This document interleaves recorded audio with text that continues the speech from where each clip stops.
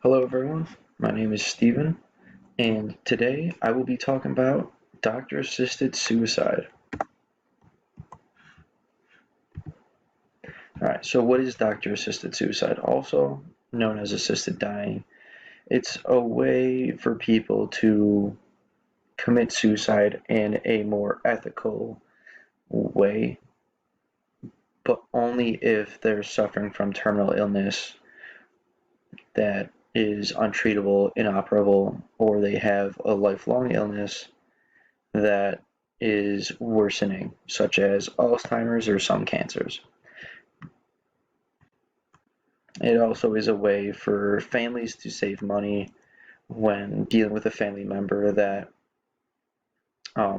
may be able to be kept alive, but for a lot of money and just a lot of medical effort to keep that person alive, and it might not be the best way for that person to live.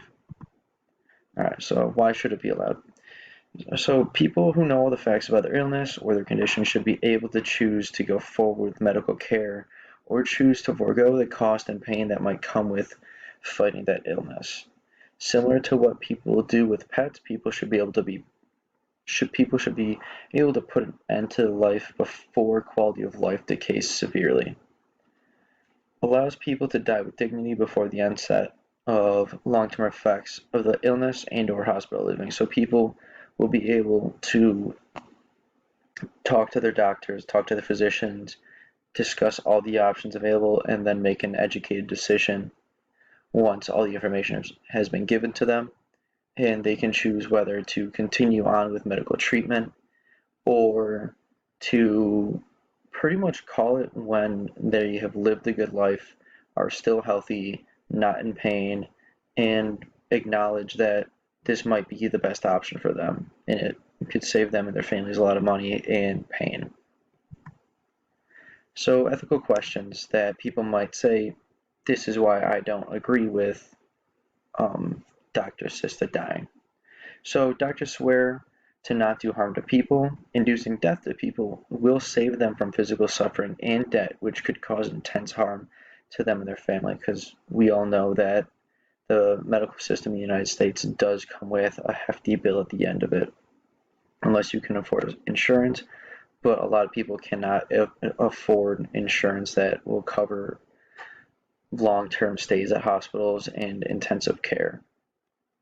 Religions that say suicide is a sin or just against the rules. We have separation of church and state in America. Religious text should not affect policy, and if it is against your religion, then simply don't take the option. Just because your religion says that other people can't do it doesn't mean that everyone shouldn't be able to do it.